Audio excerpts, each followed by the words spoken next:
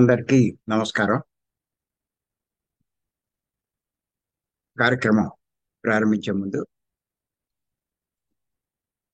గురువు గారు బ్రహ్మర్షి పత్రి గారికి ఒకసారి మనం ధన్యవాదాలు చెప్పుకుందాం. మనం గత 33 ఎపిసోడ్ల నుంచి ఒక విషయం మీద చెప్పుకుంటున్నాం. బుద్ధుని బోధలు.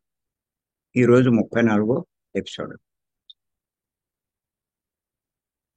ధమ్మపదం నుంచి చెప్పుకుంటున్నాం.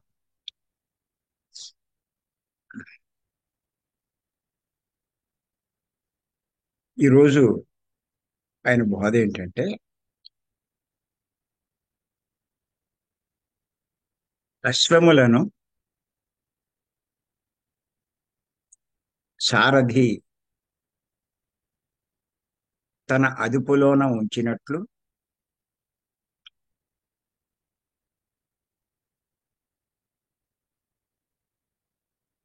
ఇంద్రియాలనెవ్వడు స్వాధీనము చేసుకొనునో అట్టి నిగర్విని దేవతలంతా కీర్తించుదురు.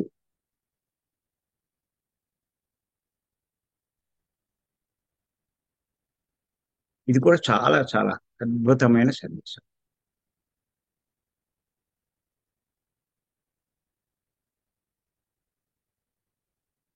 దేవతలంతా ఎవరిని కీర్తిస్తారు? యాస్ట్రల్ మాస్టర్స్ అంతా ఎవరు కీర్తిస్తారు?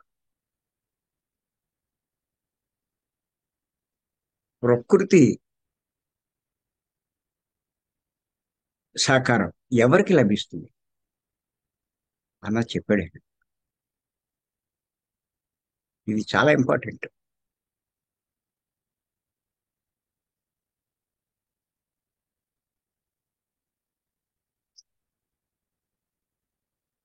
విశ్వములను సారథి తన అదుపులో ఉంచినట్లు అంటే గుర్రాలని సారథి ఏం చేస్తాడంటే తన అదుపులో ఉంచుకుంటాడు. దాన్ని ఆపాలంటే ఆపుతాడు, ఏ పక్క తిప్పాలంటే ఆ పక్క తిప్పుతాడు, దాన్ని ఇంకా స్పీడ్ గా పరిగెత్తించాలంటే పరిగెట్టిస్తాడు. పూర్తిగా తన అదుపులో ఉంచుకుంటాడు.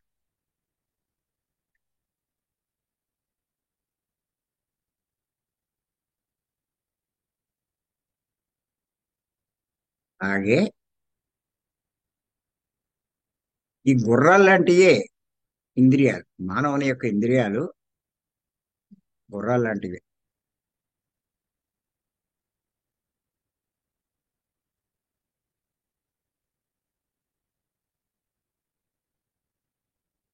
ఈ ఇంద్రియాలను కూడా మానవుడు తన తన అదుపులో, తన స్వాధీనంలో ఉంచుకుంటారో వాళ్ళని దేవతలంతా కీర్తిస్తారు అని చెప్పాడు ఆయన.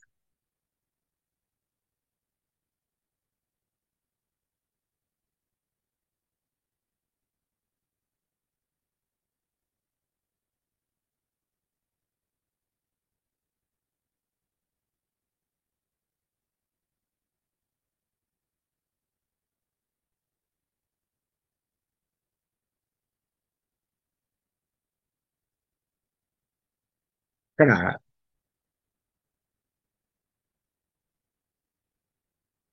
ఈ ఇంద్రియాలన్నీ కూడా అంటే బాహ్యేంద్రియాలు అవ్వచ్చు,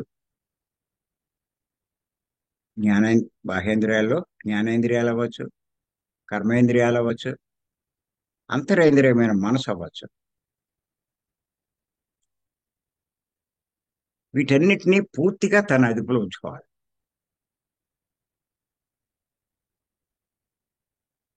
జీవితంలో మానవుడికి దుఃఖం ఎందుకు కలుగుతుంది అంటే ఇంద్రియాలు తన అదుపులో లేకపోవడం వల్లే.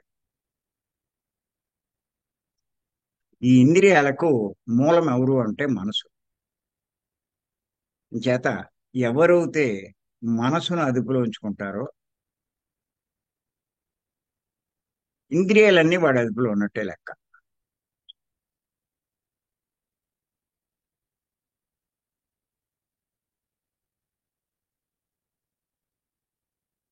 గుర్రాలను సారథి ఎలా తన అదుపులో ఉంచుకుంటాడో, ఇంద్రియాలను ఎవరైతే తన స్వాధీనంలో ఉంచుకుంటారో వాడు చాలా గొప్పవాడి కిందే లెక్క. బుద్ధుడే చెప్పాడు దేవతలంతా కీర్తిస్తారని చెప్పి.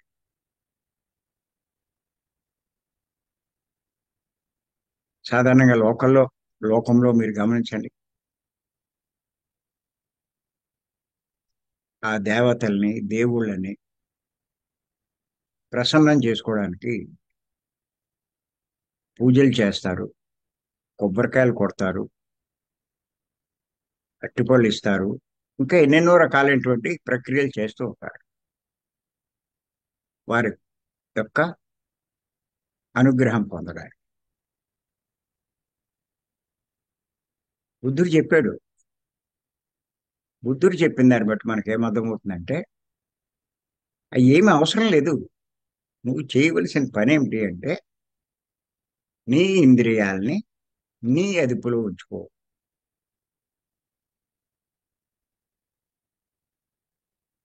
వాళ్ళంతా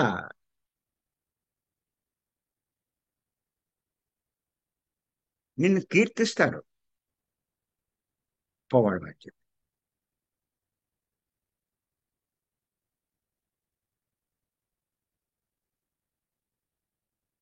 ఇప్పుడు చెయ్యకూడని పనులు మనం చేస్తున్నామంటే ఇంద్రియాలు మన అదుపులో లేనట్టే. తప్పులు చేస్తున్నామంటే ఇంద్రియాలు మన అదుపులో లేనట్టే. ఏం చేతంటే తెలియక చేయడం కాదు ఇవన్నీ, తెలిసే చేస్తున్నాం మనం. తప్పు చేస్తున్నామని తెలుసు, అబద్ధం ఆడకూడదని తెలుసు,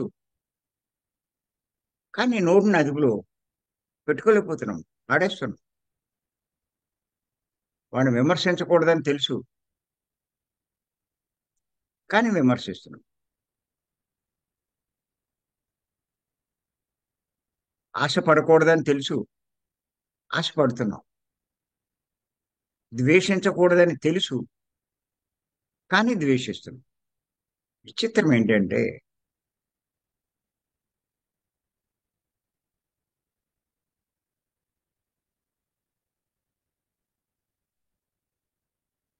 తెలిసి కూడా తప్పు చేస్తున్నాం. ఎందుకు అంటే ఇంద్రియాలు అదుపులో లేకపోవడం.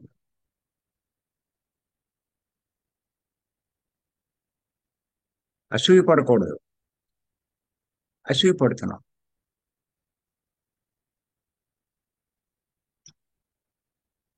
మీకు ఒకటే లెక్కండి, ఇంద్రియాలు అదుపులో ఉంటే అరిషడ్ వర్గాలన్నీ మీ అదుపులో ఉంటాయి.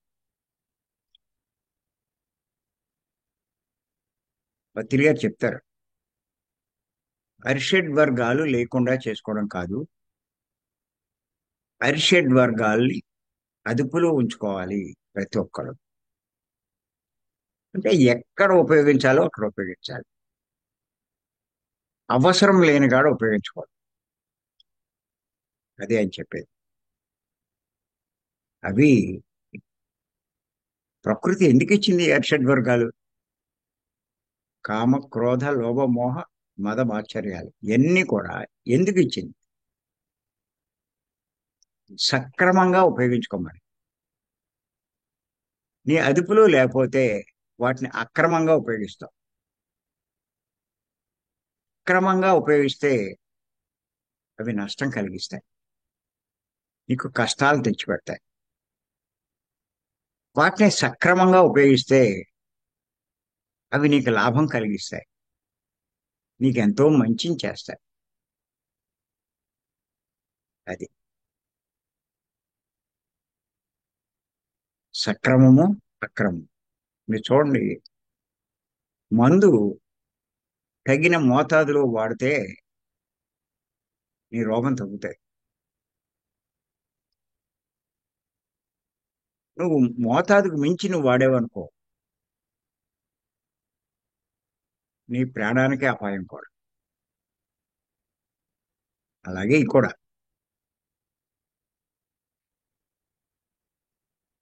పత్రిక గారు ఎగ్జాంపుల్ చెప్పు. కోపం చెడ్డదంటారు. కొంచెం మీరు ఆలోచించండి. ఆ కోపం నాకు ఎంత మేలు చేస్తుందో, ఉపకారం చేస్తుందో అంటారు. ఎంచేతంటే ఆ కోపం వల్లే ఆయన దగ్గర అంతా డిసిప్లిన్ గా ఉంటారు.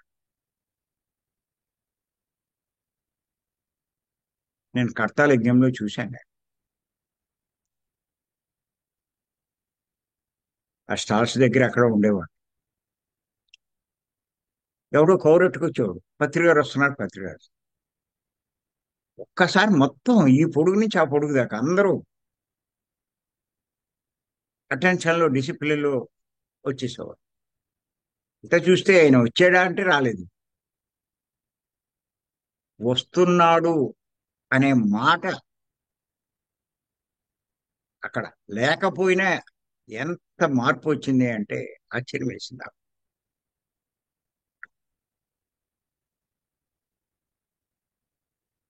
చేత ఎవరికాళ్ళే డిసిప్లిన్ గా ఉంటారండి. మో కేకలేస్తారు.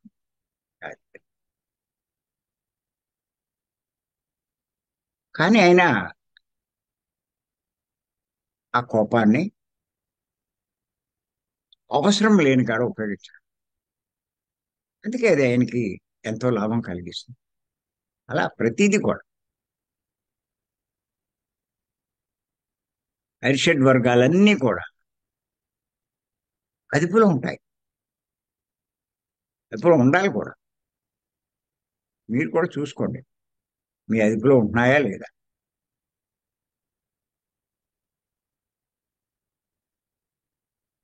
అలాగే కోరికలు, కామం అంటే కోరికలు, ఇది కూడా చాలా ఇంపార్టెంట్.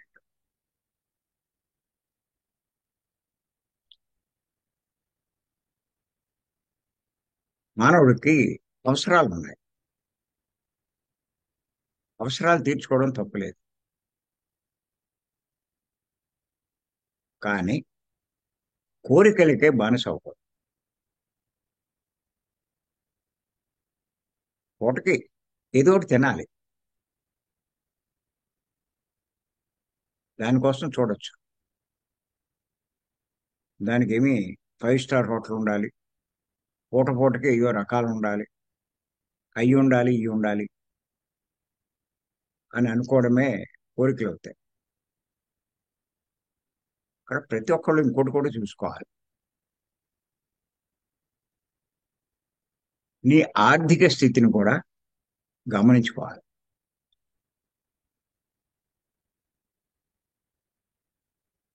నీకు ఆర్థిక స్థితి ఉంటే కొంచెం ఎంజాయ్ చేయి, తప్పేం లేదు. లేనప్పుడు ఏమైనా సరే నేను కూడా వాళ్ళలాగా ఉండాలి అనుకోవడం అన్నదే తప్పు. మనసు నీ అదుపులో లేవు, నీ ఇంద్రియాలు నీ అదుపులో లేనట్టే లెక్క. అది నీకు నష్టాన్ని కలిగిస్తుంది. నేను అప్పుల పాలు చేస్తుంది. చివరిగా నువ్వు అప్పులు తీర్చలేకపోతే కష్టాల పాలు కూడా చేస్తాయి. ఉంటాయి కోరికలు, చాలా మందికి ఉంటాయి. ఎన్నో కోరికలు ఉంటాయి. కానీ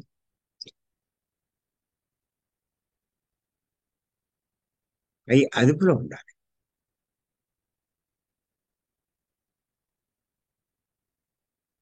ఈ కోరికల వల్ల ఎన్నో రకాల నష్టాలు మనం కొన్ని క్లాసులు కూడా చెప్పుకున్నాం దాని మీద.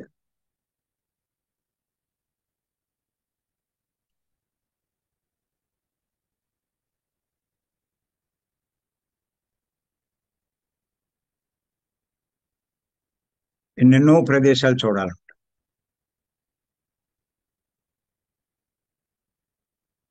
ఫ్లైట్లో ప్రయాణం చేయాలంట. ఇలా ఎన్నో ఉంటాయి కోరికలు. దెబ్బతిన్న వాళ్ళు కూడా ఉన్నారు. కొంతమంది కారు కొనే స్తోమత లేకపోయినా కారులో తిరగాలని ఉంటారు. దానికోసం ఎంతో నష్టపోతారు. కారులోనే తిరగాలనే లేదు. కారు ఖర్చు పెట్టే ఖర్చు లోక కళ్యాణానికి ఖర్చు పెట్టు. కారు ఖర్చు పెడితే నీకేం తిరిగిరా. అలా కొంతమంది కారు ఉన్నా మార్చేస్తుంటారు ఏడాదికో రెండేళ్లకో మోడల్స్.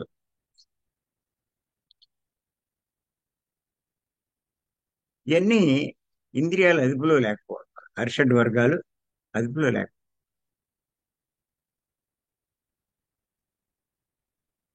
లోభం. ఎక్కడ లోభం ప్రదర్శించాలి? పిసినార్త. లోక కళ్యాణకరమైన పనుల దగ్గర నువ్వు లోభం ప్రదర్శించవు. నువ్వు జల్సాల దగ్గర, విలాసాల దగ్గర లోభాన్ని ప్రదర్శించు.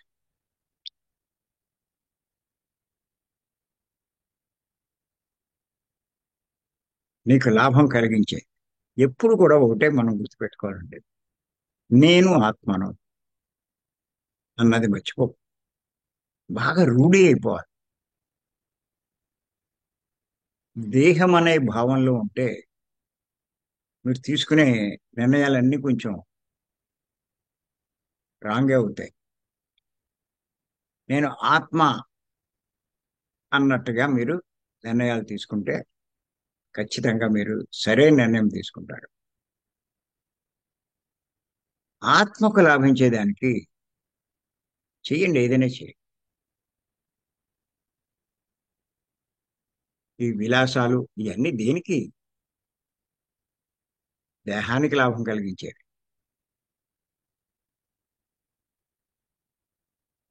గర్వం. నాకు ఇంత డబ్బు ఉంది, నా వెనకాల ఇంతమంది ఉన్నారు, నేను ఎంత గొప్పవాడిని, నాకు ఇన్ని పదవులు ఉన్నాయి. ఇది కాదు. కొంచెం గర్వపడు. నేను ధ్యానం చేస్తున్నాను, నేను జ్ఞానం సంపాదించుకుంటున్నాను,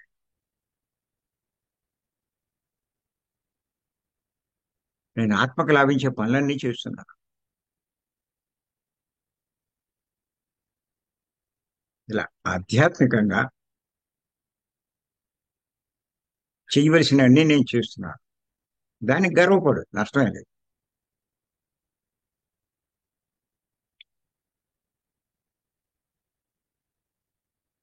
అలాగే అసూయ.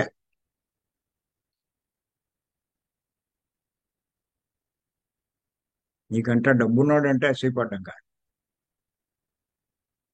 డబ్బున్నోడిని చూసి అసూయపడితే వాడిలా సంపాదించాలని చెయ్యకూడని పనులన్నీ చేస్తాం. నీకంటే జ్ఞానం ఉన్నవాడిని చూసి అసూయపడు. ఇంకా ఎక్కువ కష్టపడి నువ్వు జ్ఞానం పెంచుకునే ప్రయత్నం చేస్తావు. ఈ చేత ఇంద్రియాలు నీ అదుపులో ఉంటే, అంటే మనసు నీ అదుపులో ఉంటే నువ్వు చేసే పనులన్నీ నీకు లాభిస్తాయి. ఇది మటుకు మర్చిపోకండి.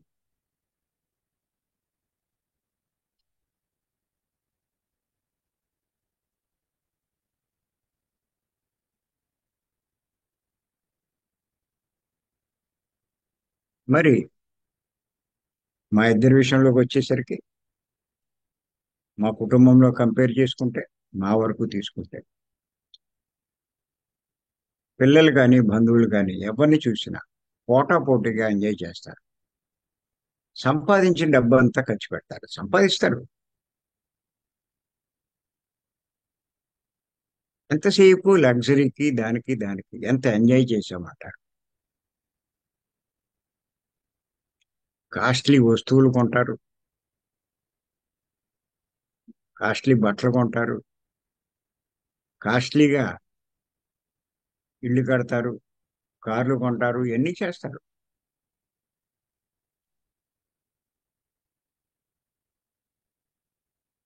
కానీ మా ఇద్దరికి అది ఇష్టం ఉండదు.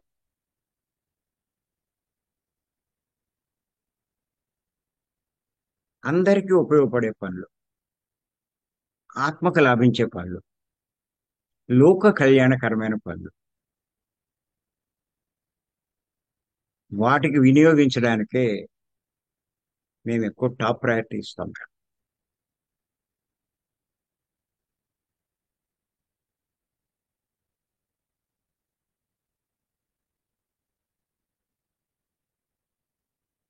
మొదట్లో మా మేడం అంటే ఈ క్లాసులు చెప్పే స్థాయిలో లేనప్పుడు అందరిలాగే అనేది.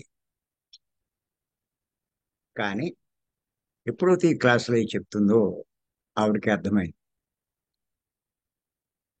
ఇప్పుడు ఆ మాటలేమీ లేవు. ఆవిడ దీనికి పూర్తి సహకారం.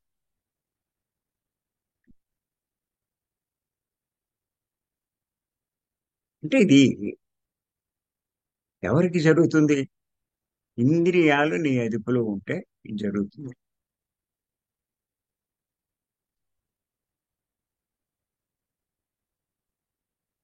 మొదట్లో నేను ఎన్ని కోట్లు ఉన్నా కూడా చాలా లీనిగా ఉండేవాడిని. లీనిగా అంటే పిసినారితనంగా ఉండేవాడిని. నా డ్రెస్ కానీ, చెప్పులు కానీ, లేకపోతే ఇంకోటి కానీ ఏది చూసినా సరే.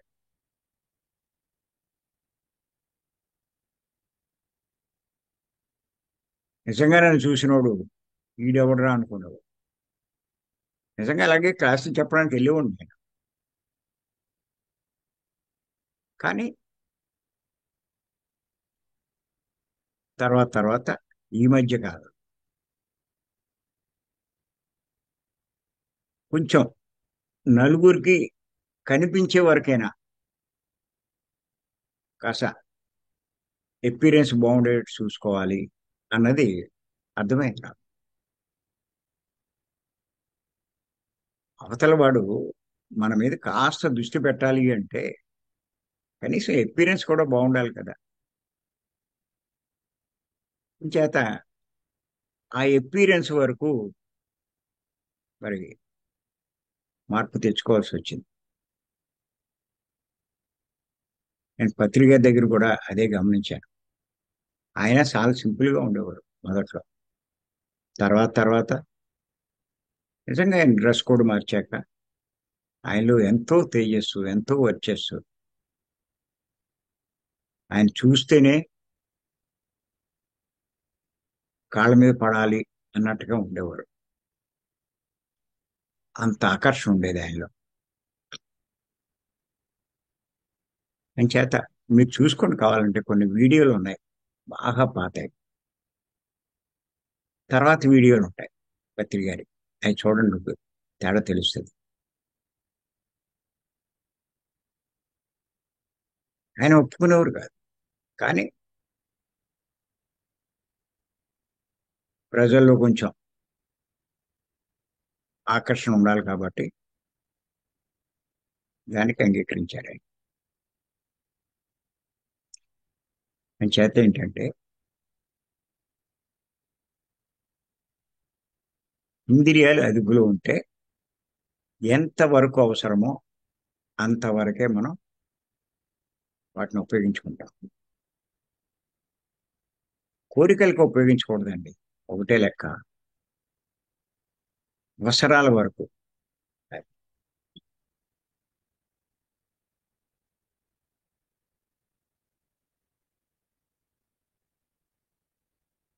మరి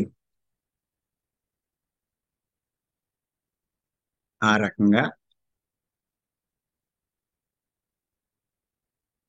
మరి లోక కళ్యాణం కోసం నువ్వు పాటుపడిన దానికి నువ్వు చేసేది ఏదైనా సరే ప్రకృతి హర్షిస్తుంది.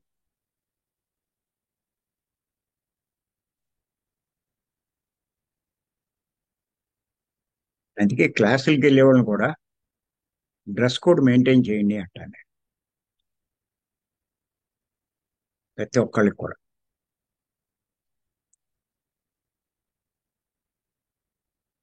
కాస్త ఎక్స్పీరియన్స్ బాగుండేటట్టు చేయండి. వాళ్ళని చక్క దృష్టి మన మీద పెట్టి జాగ్రత్తగా వింటారు.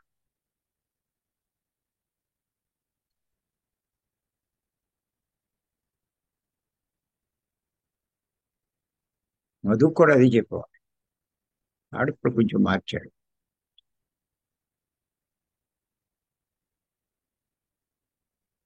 కాకపోతే ఇంత ఆధ్యాత్మికం ఇంత గొప్ప విషయాలు చెప్తూ ఉంటే వాళ్ళు శ్రద్ధ ఉండాలి కదా. మనం చూడగానే ఈడేం మనకు చెప్తాడు అనేటువంటి అభిప్రాయంలో పడిపోతే ఆయన ఆకట్టుకోవాలి అంటే ఎంత గొప్ప గొప్ప విషయాలు చెప్పగలగాలి.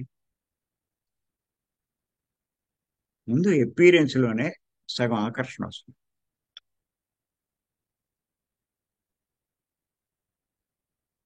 అది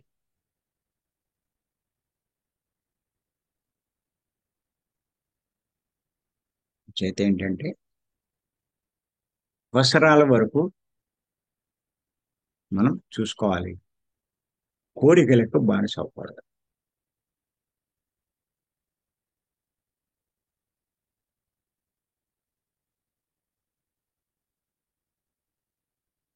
లోక కళ్యాణకరమైనటువంటి పనులకి ఎంతైనా ఖర్చు పెట్టబుద్దేస్తారు. లగ్జరీ ఖర్చు పెట్టాలి అంటే అస్సలు ఇష్టం ఉండదు.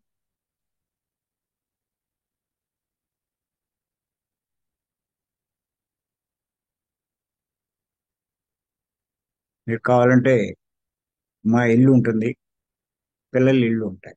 చూడండి మీరు ఎంత తేడా ఉంటుందో. ఎవరిష్టం ఆడిది. వాళ్ళు జన్మ తీసుకున్నారు ఇలాంటి కుటుంబంలో జన్మించాలని. ఆ అర్హత సంపాదించి వచ్చారు. అందుకే వాళ్ళ షేర్ వాళ్ళకి ఇచ్చేసి వాళ్ళ ఇష్టం అని చెప్పి వాళ్ళని వదిలేశాం. వాళ్ళు ఏదో సంపాదించుకుంటున్నారు, వాళ్ళు ఇస్తున్నారు. వాళ్ళకి రావాలి, కొన్ని జన్మలు పడుతుంది అనుభవం రావాలి. మళ్ళా వాళ్ళు ఉండాలంటే అక్కడ ఉంటారు. మొదట్లో అలాగే అనుకున్నాం, నాలాగే వాళ్ళు ఉండాలి. తర్వాత పత్రికా పరిచయం అయ్యాక అర్థమైంది ఎవడి ప్రణాళిక వాడిది, ఎవడి అనుభవాల కోసం వాళ్ళు వస్తారు భూమి మీదకి. అని చేత వాళ్ళని మనం ఏమో ఒత్తిడి చేయాల్సిన పని ఏమి లేదు. వాళ్ళకి అనుభవం రావాలి కదా, పాఠాలు నేర్చుకోవాలిగా. ఏదైనా వాళ్ళు రాంగ్ స్టెప్ తీసుకోవచ్చు, కొంచెం దెబ్బ తినచ్చు.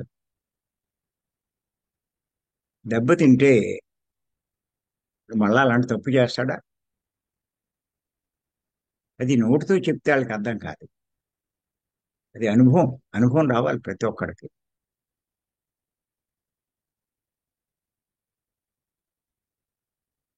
చేత ఏది ఏమైనా బుద్ధుడు చెప్పింది ఏంటంటే, సారథి గుర్రాలను ఎలా అదుపులో ఉంచుతాడో మానవుడు ఇంద్రియాలని తన స్వాధీనంలో ఉంచుకోవాలని చెప్పాడు.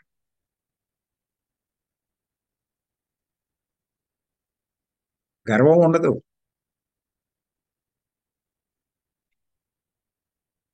వాడికి ఇంద్రియాల అదుపులో ఉంటాయి.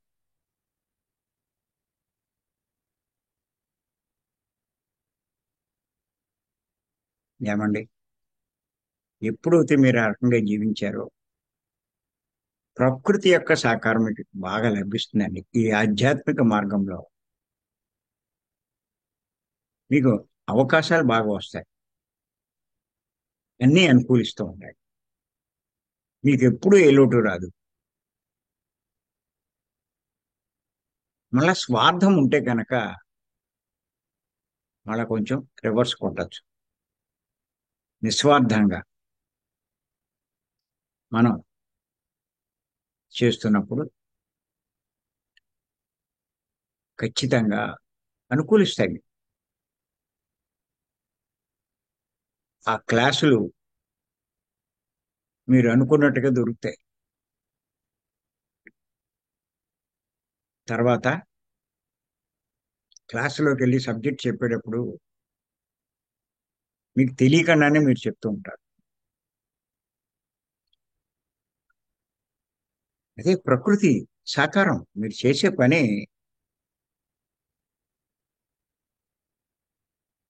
ఆ దేవతలు కీర్తించి, మనం మాస్టర్స్ అంటాం, ఆధ్యాత్మికంలో దేవతలు అంటారు. సంతోషించి సహకరిస్తారు. మీరు అనుకుంటారు అది వాళ్ళ వల్ల అవుతుంది కానీ మన వల్ల ఎక్కడ అవుతుంది? ప్రతి ఒక్కరి వల్ల అవుతుంది. బుద్ధుడు చెప్పినట్టు గుర్తుపెట్టుకోండి, మీ ఇంద్రియాలను మీ అదుపులో మీరు ఉంచుకుని నిస్వార్థంగా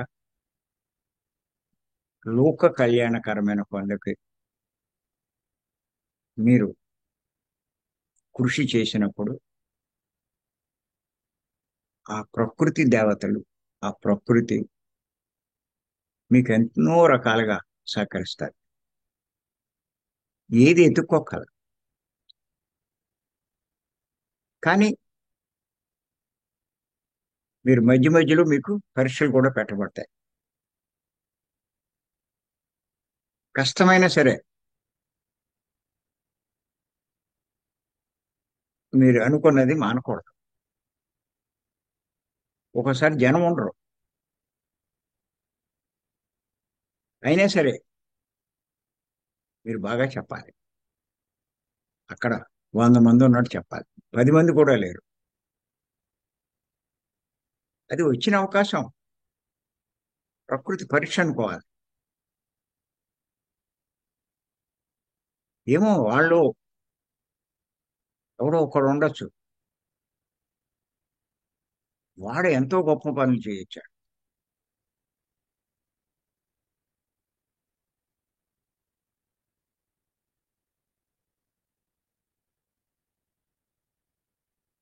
నిన్న నేను ఖమ్మం వెళ్ళాను.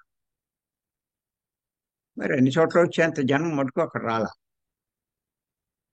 ఊరికో 70 మంది 80 మంది వచ్చారు.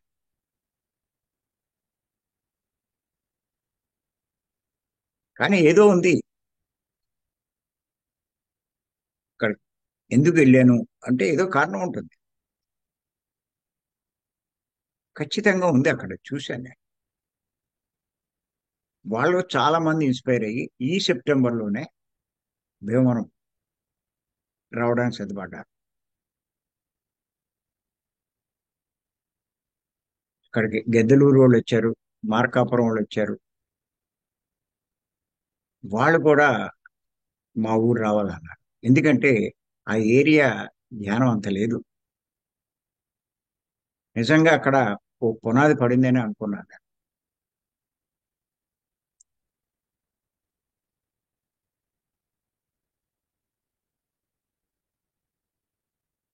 ఎంతో మార్పు వచ్చింది నిన్న క్లాస్తో అక్కడ.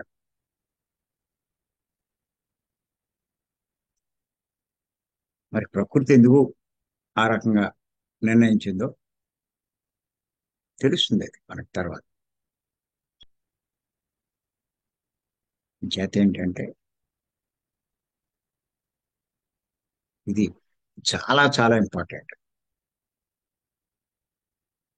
గుర్రాలను సారథి ఎలా అదుపులో ఉంచుకుంటాడో మానవుడు కూడా తన ఇంద్రియాలను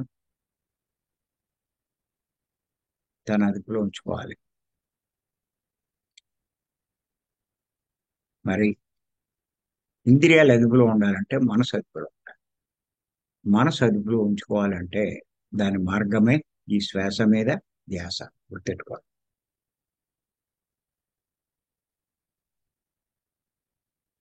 మీరు చూడండి, కావాలంటే మనసు అదుపులో ఉండాలి అంటే శ్వాస మీద ధ్యాస తప్ప ఇంకొక మార్గం లేదు. మీరు కళ్ళు మూసుకుంటారు. కళ్ళు మూసుకునేసరికి ఆలోచనలు వస్తాయి.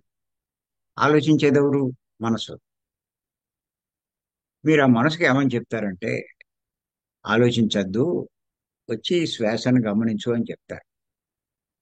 సరే వచ్చి గమనిస్తుంది. కానీ ఊరికే 2 3 శ్వాసలు గమనిస్తుంది, మళ్ళీ పారిపోతుంది. అంటే మనం ఏమో శ్వాసను గమనించని చెప్తే అది మళ్ళీ ఆలోచనలోకి వెళ్ళిపోతుంది. అంటే మనసు నీ అదుపులో లేదు అని లెక్క. ఎప్పుడైతే మనసు నీ అదుపులో లేదో ఈ అరిషడ్ వర్గాలు, నీ ఇంద్రియాలు ఏవి నీ అదుపులో ఉండవు. అలాంటి స్థితిలో నువ్వు ఉన్నట్లయితే. కానీ ఎవరైతే భీమవరం కంటిన్యూ వస్తారు, ఈ జూమ్ లో రెగ్యులర్ గా పాల్గొంటారు, వాళ్ళు ఏం చేస్తారంటే కళ్ళు మూసుకున్న 5 నిమిషాల్లోనే ఆలోచనలన్నీ అయిపోతాయి. ఎప్పుడైతే ఆలోచనలు అయిపోయినాయో మనసు వాళ్ళ అదుపులో ఉన్నట్లు లెక్క. అటువంటి వాళ్ళంతా కూడా నిజ జీవితంలో అరిషడ్ వర్గాలను కానీ ఇంద్రియాలను కానీ అదుపులో ఉంచుకున్న వాళ్ళు అవుతారు. వాళ్ళ లైఫే తేడాగా ఉంటుంది, చూసుకోండి కావాలంటే మీరు. అంచేతే నేను ఏమంటానంటే భీమవరం మానద్దు అంటాను. చాలా మంది మేము 6 మాసాల నుంచి వెళ్తున్నాం, లేకపోతే 9 మాసాల నుంచి వెళ్తున్నాం, ఇంకేమిటి అంటారు. కానీ మాయా ప్రపంచంలో ఉన్నాం, మాయలో ఉన్నాం.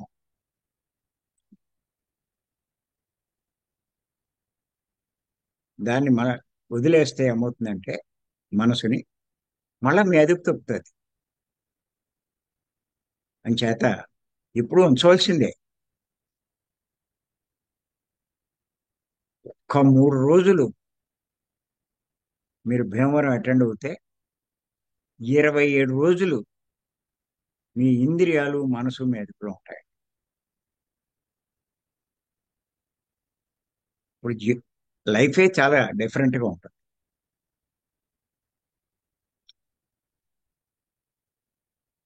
చేత శ్వాస మీద ధ్యాస తప్ప ఇంకొక దారి లేదు, గుర్తెట్టుకోండి మీరు. అసలు ధ్యానమే మనసును అదుపు చేసే ప్రక్రియ అండి.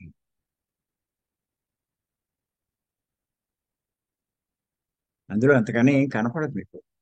ధ్యానం అదుపు తప్పిన మనసుని అదుపులో ఉంచుకోవడం. అది చేత మరి అటువంటి ధ్యానమే బుద్ధుడు కనిపెట్టి ప్రపంచానికి బోధించడం జరిగింది. ఆ ధ్యానాన్నే, ఆ శ్వాస మీద ధ్యాసనే పత్రి గారు మనకు బోధించారు. అదే ఇప్పుడు మనం చేస్తున్నాం. సైలెంట్ గా కూర్చుని ఆ శ్వాసను గమనిస్తూ మనసును మన అదుపులో ఉంచుకుంటున్నాం. సమస్తము మీ జీవితమే మీ అదుపులోకి వచ్చినట్టండి. అందుకే అంటారు కదా, ప్రపంచాన్ని జయించిన వాడి కంటే మనసును జయించిన వాడు చాలా గొప్పవాడు అని చెప్పి. ఆ పని చేస్తున్నాం. ఆషామాషి కాదండి. ధ్యానం చేసేవాడు సామాన్యుడు కాదు, చాలా చాలా గొప్పవాడు. ఇక్కడ మీరు ధనాన్ని చూసుకుంటారు, ఆర్థిక స్థితి. ధ్యానం చేస్తున్నా ఆర్థిక స్థితి సరిగ్గా లేకపోతే అందరికంటే సన్నాసం నేను అనుకుంటారు, నా దురదృష్టం అనుకుంటారు. ఏమీ కాదు. అక్కడ డబ్బు కొలమానం కాదు. లేకపోతే పదవుల్లో ఉన్నవాడిని అనుకుంటారు. మీకు పదవి లేకపోవచ్చు, కానీ సీఎంల కంటే పిఎంల కంటే మీరే గొప్పవాడు.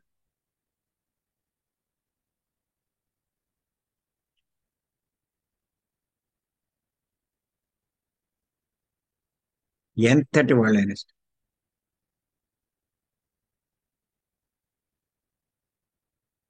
ప్రైమ్ మినిస్టర్లు అయినా సరే ఆధ్యాత్మికవేత్తల కాలమే పడవలసిందే.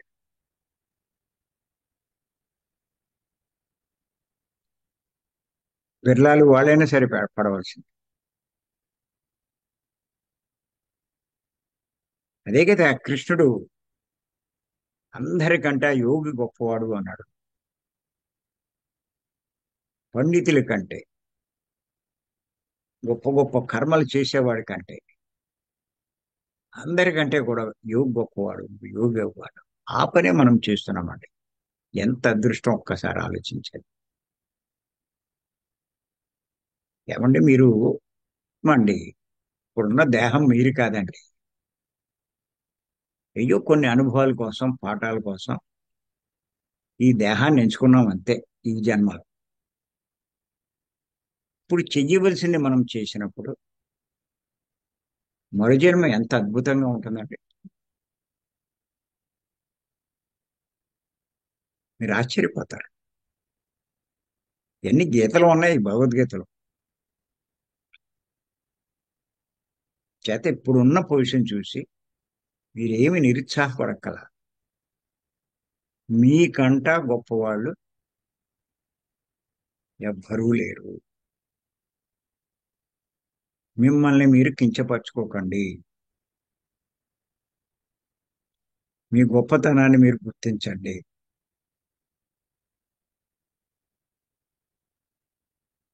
ఎన్నో రకాలుగా మిమ్మల్ని మీరు తగ్గించుకుంటారు. ఏమీ తగ్గించుకోవద్దు.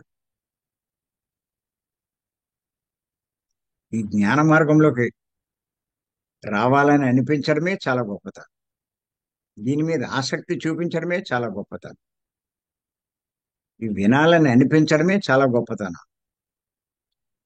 ఆ సమస్య ఏంటండి? సంవత్సరాల నుంచి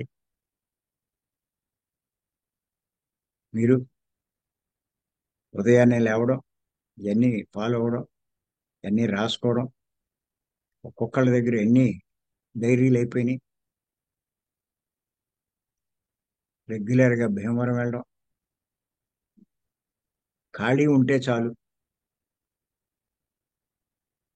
మనం తెలుసుకున్నది ఇతరులకి బోధించడానికి ప్రయత్నించడం, లేకపోతే ఏదైనా పుస్తకాలు చదవడం. ఇంతకన్నా ఏం కావాలి? ప్రకృతి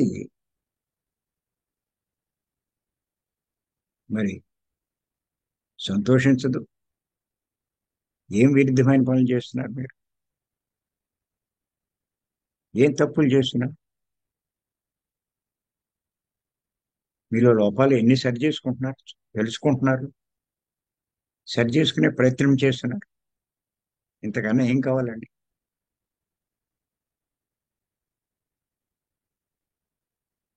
చేత బుద్ధుడు ఏం చెప్పాడో ఆ పనే మనం చేస్తున్నాం. దేవతలంతా కీర్తించే విధంగా